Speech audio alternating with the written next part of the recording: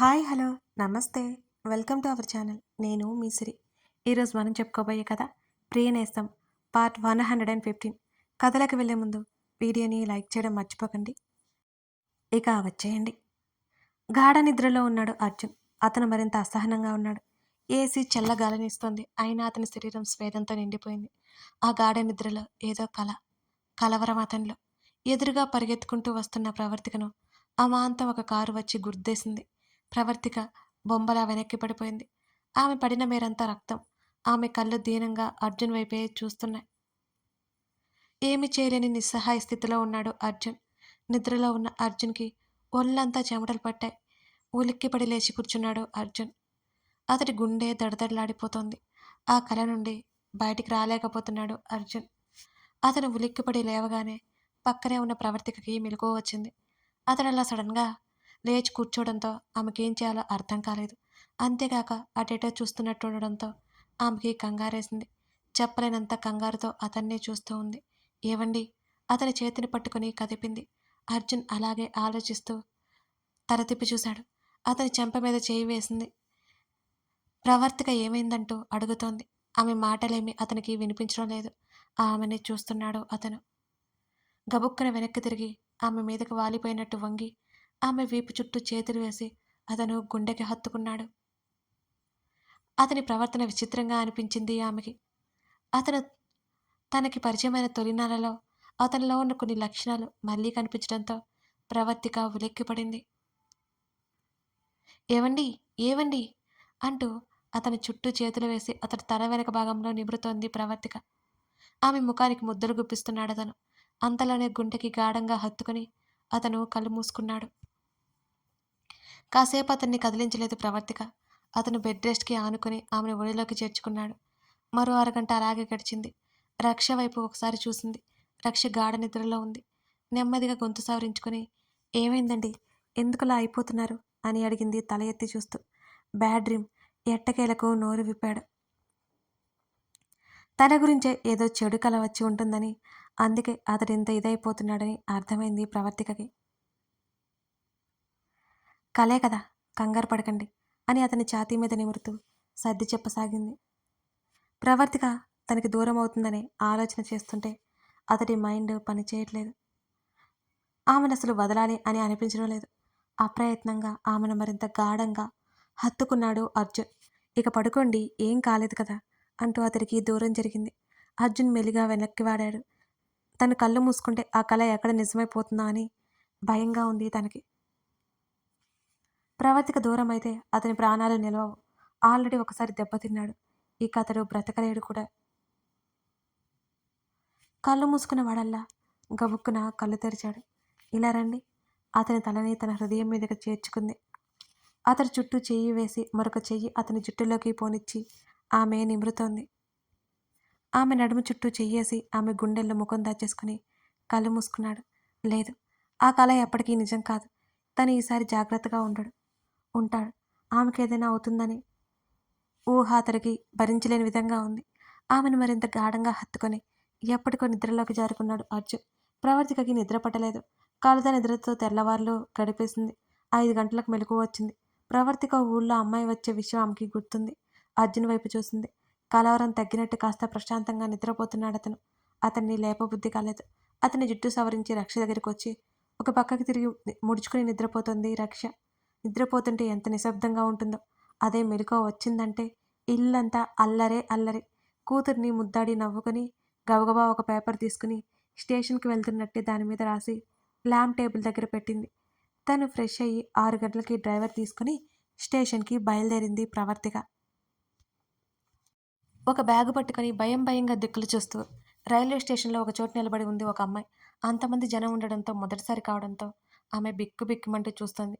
చామన ఛాయ రంగు, పెద్ద పెద్ద కళ్ళతో లంగావాణిలో బారు జడ ముందుకు వేసుకుని అచ్చం పల్లెపడుచులా ఉంది ఆమె. డ్రైవర్ ప్రవర్తిక వెతుక్కుంటూ ఆ అమ్మాయిని చేరుకున్నారు. మళ్ళీ ప్రవర్తిక పిలవగానే గొంతు గుర్తుపట్టేసింది ఆమె. అక్క అంటూ ప్రవర్తికని చూడగానే మల్లికలో కొండంత సంతోషం వచ్చింది. అప్పటి వరకు ఉన్న భయాందోళనలు పోయాయి. ఎంతసేపు అవుతుందే వచ్చి అని అడిగింది బ్యాగ్ అందుకుంటూ. ఇప్పుడే అక్క. ఇంతకుముందు ఉన్న బెరుకు లేదు మల్లికలో. అందరూ బావున్నారా? నవ్వుతూ అడిగింది ప్రవర్తిక. బావున్నారక్కా. మల్లిక సంతోషంగా తల ఊపింది. ప్రవర్తిక చేతిలో ఉన్న బ్యాగ్ తీసుకున్నాడు డ్రైవర్. సరేరా వెళ్దాం ఇంటికి. మల్లికని తీసుకొని కారు దగ్గరికొచ్చింది ప్రవర్తిక. కారు చూడగానే ఆశ్చర్యపోయింది. ఆ ఊరు నుంచి ఎప్పుడూ బయటికి రాలేదు మల్లిక. ఇప్పుడు ప్రవర్తిక వల్లనే వచ్చింది. కారులో ఇద్దరు వెనక కూర్చున్నారు. కారులో నుండి బయటకు చూస్తోంది మల్లిక. ప్రవర్తిక ఆమెను చూసి నవ్వుకుంది. ఒకప్పుడు తను అంతే. అర్జున్ తనని తీసుకొచ్చిన మొదటి రోజు భాగ్యనగరపు అందాలను చూసి ఆశ్చర్యపోయింది. ఇప్పుడు మల్లికది కూడా అదే పరిస్థితి. ఇంటికి వెళ్ళేసరికి ఎంత కాదన్నా అరగంట పైనే పట్టింది. ఆ ఇల్లు చూసి కళ్ళు తేలేసింది మల్లిక. మీ ఇంటికంటే ఈ ఇల్లు చాలా చాలా పెద్దగా ఉందక్క. ముఖం విప్పార్చుకుని చుట్టూ చూస్తోంది మల్లిక. ఆ ఊరిలోని ప్రవర్తిక వాళ్ళ ఇల్లు చాలా పెద్దది. ఇప్పుడు ఆ ఇల్లు సోయగాలు చూస్తుంటే మల్లిక సంభ్రమాశ్చర్యాలకు గురైంది. ప్రవర్తిక నవ్వి గది చూపించి స్నానాలవి ముగించుకుని రమ్మని పంపించింది మల్లికని. అప్పటికే పనామ వచ్చి వంటిల్లు శుభ్రం చేసింది. ప్రవర్తిక పాలు కాచి పక్కన పట్టి కాఫీ కలుపుకొని గదిలోకి వెళ్ళేసరికి అర్జున్ అప్పటికే లేచి ఉన్నాడు. అతనికి కాఫీ కప్ అందించింది. తను తీసుకుని కూర్చుంది ఆమె. నన్ను కూడా లేపొచ్చు కదా అని అన్నాడు అర్జున్. రాత్రి అసలు నిద్రపోయారా మీరు? ఏమైందసలు? కాఫీ తాగుతూ అతని వైపు కళ్ళు తిప్పింది. చెప్పాను కదా బ్యాడ్ డ్రీమ్ అని. అతడు కనీసం ఆమె వైపు చూడకుండా ఎటో చూస్తూ అన్నాడు. నా గురించా? ఆమె అడుగుతుంటే అర్జున్ మాట్లాడలేదు. డాడీ డాడీ కళ్ళు నులుముకుంటూ బెడ్ మీద నుంచి లేచి కూర్చుంది రక్ష. ఎవరైనా నిద్రలేస్తే అమ్మా అంటారే, డాడీ అనరు అని ప్రవర్తిక మూతి తిప్పింది కూతుర్ని చూస్తూ. అర్జున్ ముఖంలో చక్కటి చిరునవ్వు వచ్చింది. తన బంగారం తన జీవితంలో నవ్వులు పూయించడానికి వచ్చింది. ప్రవర్తిక తప్ప అతని జీవితంలో ఇంకేది వద్దనుకున్నాడు అతను. ఇప్పుడు ఈ బుజ్జి ప్రాణం తన ఇంటిని రంగులమయం చేస్తోందని అతను ఊహించలేదు. అర్జున్ లేచి ఎదురు వెళ్ళాడు రక్ష దగ్గరికి. తండ్రిని హత్తుకుని భుజం మీద తలవాల్చి కళ్ళు మూసేసుకుంది ఆమె. ఈరోజు హాలిడే కదరా, కాసేపు పడుకోపోయావా అని కూతురి తలని సున్నితంగా నిమురుతూ అన్నాడు. మెలకువ వచ్చింది డాడీ అని ముద్దుగా చెప్పింది రక్ష. మెలకువ అనాలి, మేకువ కాదు. ప్రవర్తిక సర్ది చేస్తుంటే నేను అదే చెప్పాను అంది రక్ష. పాలు తీసుకొస్తాను, మీ డాడీ చేత బ్రష్ చేయించుకుని కిందకి రా అని అంది ప్రవర్తిక. సరే నువ్వెళ్ళు, నేను తీసుకొస్తాను అని అన్నాడు అర్జున్. రక్షని ఎత్తుకుని అర్జున్ ఎదురు రాగానే రావే, నేను ఊరికే అన్నాను, నాకేం పనిలేదులే కానీ అంటూ చేతులు చాపింది ప్రవర్తిక.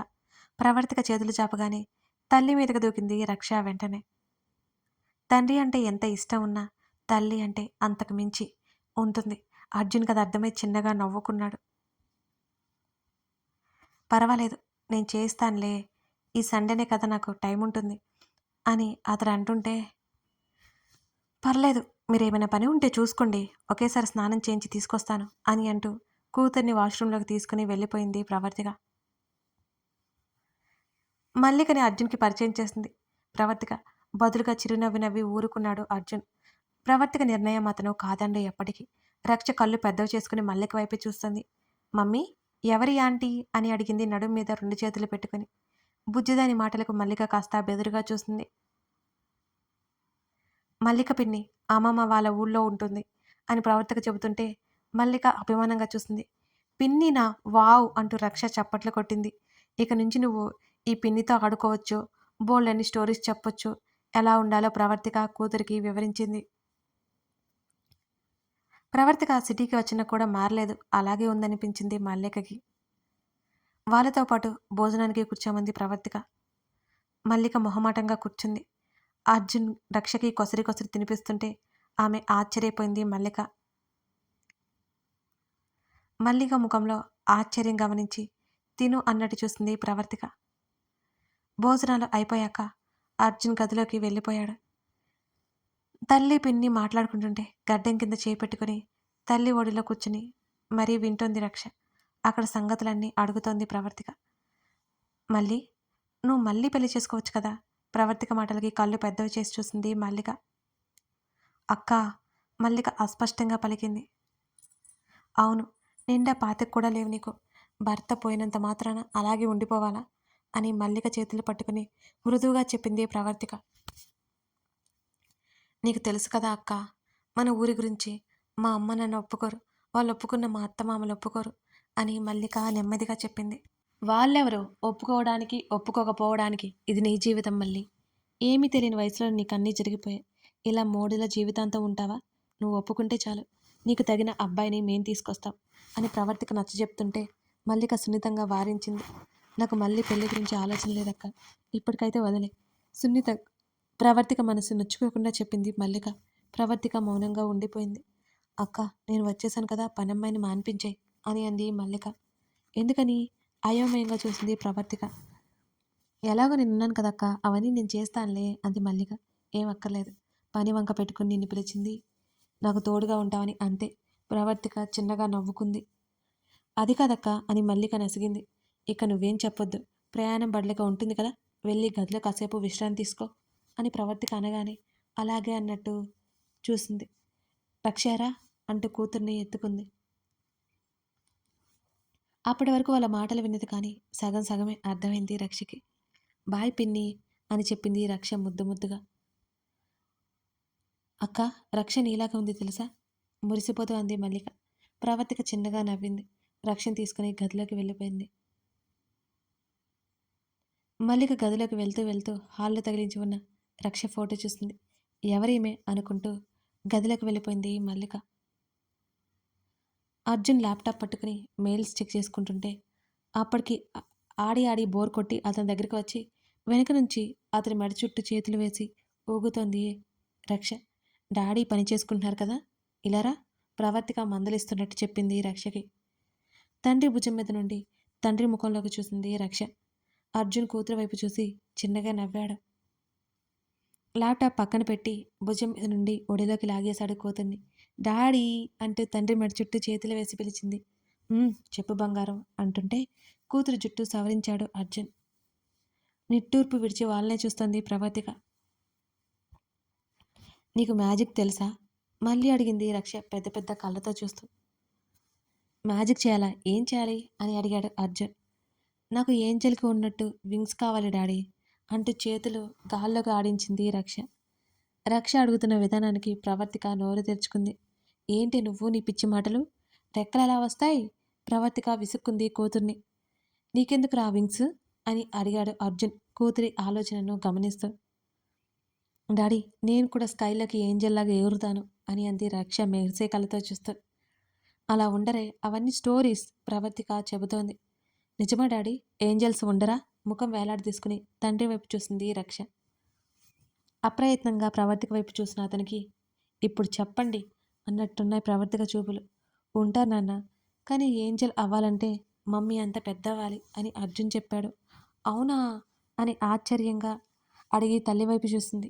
ప్రవర్తిక కొరకొరా చూసింది. మరి నేను మమ్మీలాగా ఎప్పుడవుతాను డాడీ అని కళ్ళు టపటపలాడిస్తూ అడిగింది రక్ష. ఇప్పుడే కాదు, చాలా టైం ఉంది కదా దానికి. నువ్వు స్కూల్కి వెళ్ళాలి, చదువుకోవాలి, కాలేజ్కి వెళ్ళాలి. అప్పుడు పెద్ద అవుతావు కదా, అప్పుడు అవుతావు నువ్వు ఏంజల్ అని చెప్పాడు అర్జున్. ఓ, అప్పుడవుతానా?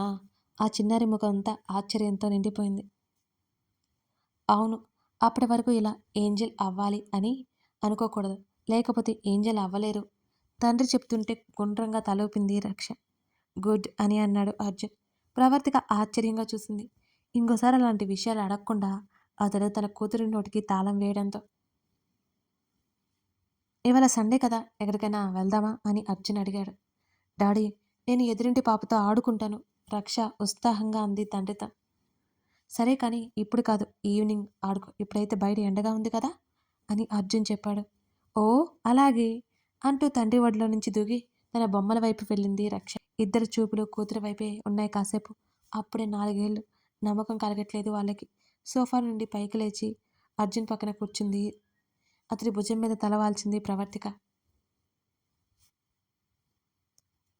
ఇప్పుడు చెప్పండి, మీకు మీ కూతురంటే ఇష్టమా, నేనంటే ఇష్టమా? అది పుట్టకముందు నేనే అన్నారు కదా అని ప్రవర్తిక చిన్నపిల్లలా అడిగింది.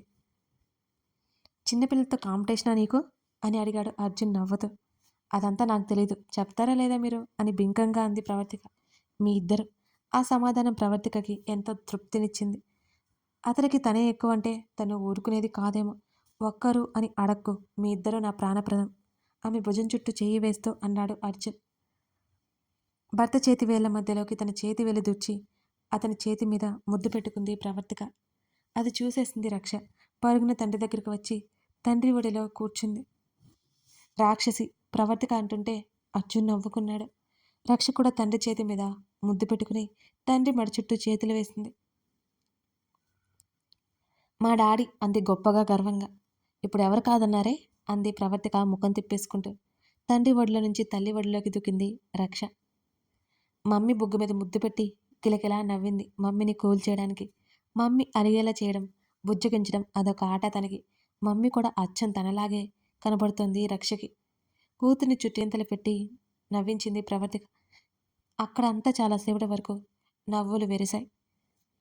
కథ కొనసాగుతోంది. ఇదన్నమాట సంగతి. అయితే మల్లిక ఏంటి, ఈ స్టోరీలోకి ఆ క్యారెక్టర్ ఎందుకు వచ్చింది అంటే, మల్లిక ద్వారా కూడా మన స్టోరీకి ఒక మెసేజ్ ఉంటుంది. మీకు తప్పకుండా నచ్చుతుంది. సో మిస్ చేయకుండా చూసేయండి. అలాగే కామెంట్ చేయడం అస్సలు మర్చిపోకండి. వీడియోని లైక్ చేసి ఇంకా సబ్స్క్రైబ్ చేసుకునే వాళ్ళు ఉంటే తప్పకుండా సబ్స్క్రైబ్ చేసుకోండి. Thank you for watching this.